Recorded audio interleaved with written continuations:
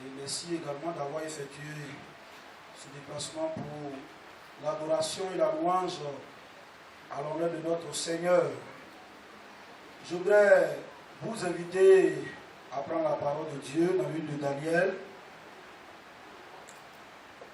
C'est un passage qui est beaucoup connu. Daniel au chapitre 3. Nous allons lire du verset 15 à 30.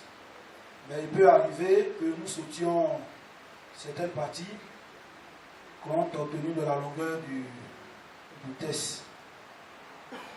Daniel chapitre 3, à partir du verset 15.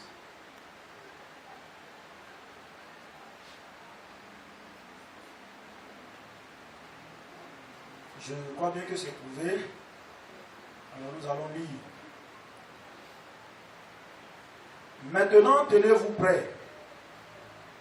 Et au moment où vous entendrez le son de la trompette, du chalumeau, de la guitare, de la sambuc, du psalterion, de la cornemuse et de toutes sortes d'instruments, vous vous prosternerez et vous adorerez la statue que j'ai faite. Si vous ne l'adorez pas, vous serez jeté à l'instant même au milieu d'une fournaise ardente. Et quel est le Dieu qui vous délivrera de ma main? Shadrach, Meshach et Abednego répliquèrent au roi Nebuchadnezzar. Nous n'avons pas besoin de te répondre là-dessus. Voici, notre Dieu que nous servons peut nous délivrer de la fournaise ardente et il nous délivrera de ta main, ô roi. Sinon, sache, ô roi, que nous ne servirons pas tes dieux et que nous n'adorerons pas la statue d'or que tu as élevée. Sur quoi Nebuchadnezzar fut rempli de fureur et il changea de visage en tournant ses regards contre Shadrach, Meshach et Abednego. Il reprit la parole et ordonna de chauffer la fournaise 7 fois plus qu'il ne convenait de la chauffer. Puis il commanda à quelques-uns de ses vigoureux soldats de son armée de lier Shadrach, Meshach et Abednego et de les jeter dans la fournaise ardente. Nous sautons cette partie. Nous venons au verset 24.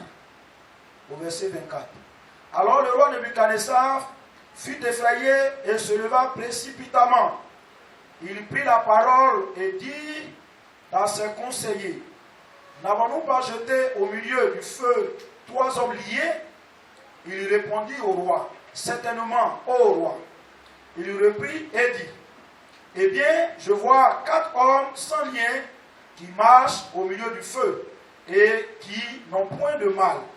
Et la figure du 4e ressemble à celle d'un fils de Dieu. Ensuite, Nebuchadnezzar s'approcha de l'entrée de la fournaise ardente et prenant la parole, il dit, Shadrach, Meshach et Abednego, serviteurs du Dieu suprême, sortez et venez. Nous sautons la partie. Nous allons au verset 28. Nebuchadnezzar prit la parole et dit, béni soit le Dieu de Shadrach, de Meshach et d'Abednego, lequel a envoyé son ange et délivré ses serviteurs qui ont eu confiance en lui et qui ont violé l'ordre du roi et livré leur corps plutôt que de servir et d'adorer aucun autre Dieu que leur Dieu. Voici maintenant l'ordre que je donne. Tout homme, à quelque peuple, nation ou langue qu'il appartienne, qui parlera mal du Dieu de Shadrach, de Meshach et d'Abednego sera mis en pièces et sa maison sera réduite en un tas d'immondices parce qu'il n'y a aucun autre Dieu qui puisse délivrer comme lui. Enfin, après cela, le roi fit prospérer Shadrach, Meshach et Abednego dans la province de Babylone. Que la parole de Dieu soit bénie. Je vous prie de baisser la tête pour que nous prions ensemble et que cette parole puisse nous faire du bien. Et ce que Dieu veut pour nous, que nous le recevions au nom de Jésus. Prions ensemble, Seigneur. Nous te sommes reconnaissants pour ta grâce et ta miséricorde, pour ta bonne main, notre Dieu.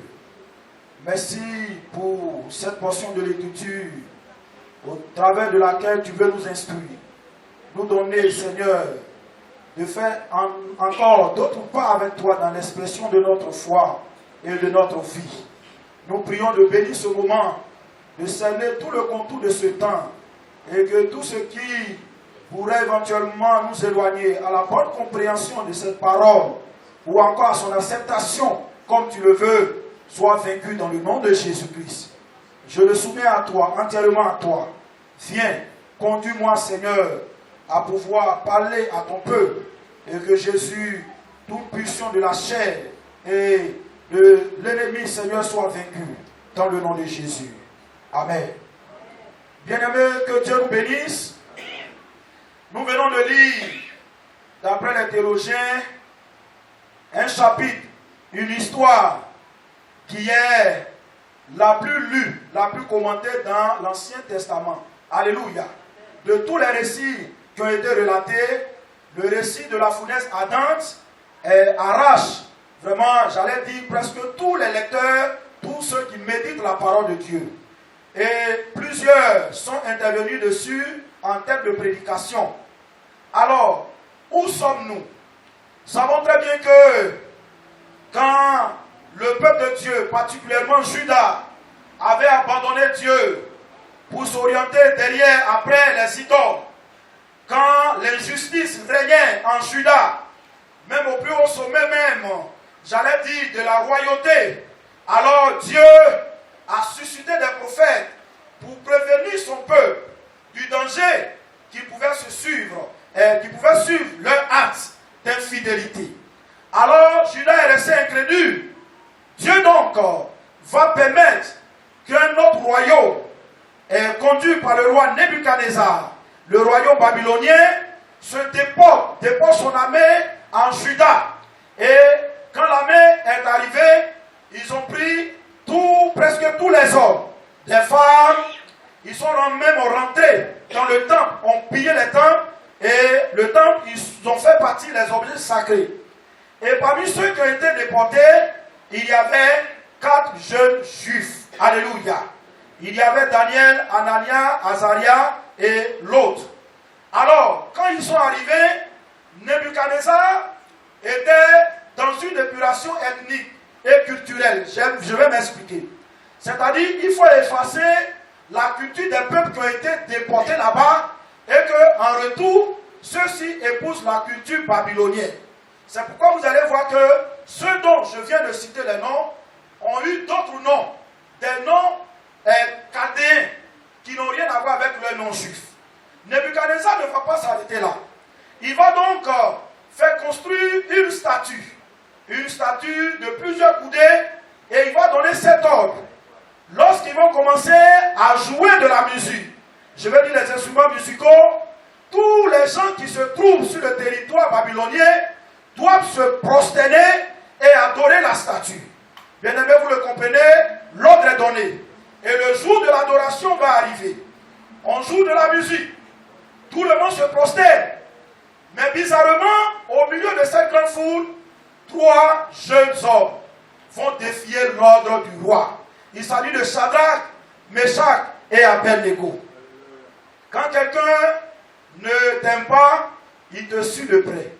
Il contrôle tes faits et gestes. Surtout quand il est jaloux de toi et qu'il veut te voir destitué, il te suit de près.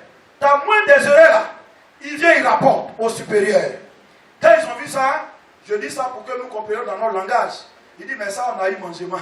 Ils sont allés voir Nebuchadnezzar. Mais Nebuchadnezzar, toi le grand roi que tu es, regarde, tu es digne de régner, mais toujours. L'ordre que tu as donné là, il y a certaines personnes qui se sont permis vraiment de le défier, de désobéir. Il dit, bon, c'est qui? Il dit, c'est les 3 jeunes juifs là, Shadrach, Meshach et Abednego. Il dit, bon, c'est pas grave, amenez-les. Et ils sont venus. Il vient de Nebuchadnezzar dire, j'ai appris que vous avez refusé d'adorer la statue. Peut-être que vous avez fait délibérément, je ne sais. Mais maintenant que vous êtes devant moi là, ils vont jouer à nouveau les instruments de musique. Si vous ne vous prosternez pas là, moi, je vais vous jeter dans la fournaise ardente. Et quel est ce Dieu qui va vous délivrer de ma main? C'est comme tu es en face d'un général d'armée. Et puis, tu as donné une loi. Tu te dis non, monsieur, il faut réparer. Tu dis non, je ne vais pas. Donc, si tu ne veux pas, ils vont tirer à bout portant sur toi. Les frères et sœurs, vous voyez un peu la situation, non? Là, le bac est chaud. Mais, contrairement à ce que nous pouvons croire, ces jeunes gens vont dire, roi, nous n'avons pas besoin de te répondre là-dessus.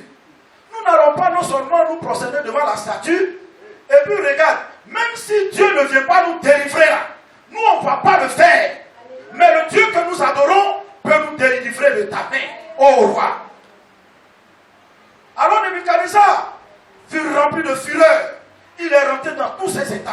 Il dit d'accord, devrais vous jeter dans la fournaise qui était chauffée une fois seulement. Mais maintenant là, ils vont chauffer 7 fois. On va au plus haut niveau. La chaleur augmente. Il dit les gars, il a trouvé ses soldats d'élite les plus forts. Dans l'armée, il y a des gens qui sont spécialisés dans la correction des gens. Il dit attrapez-les, jetez-les dans la fournaise.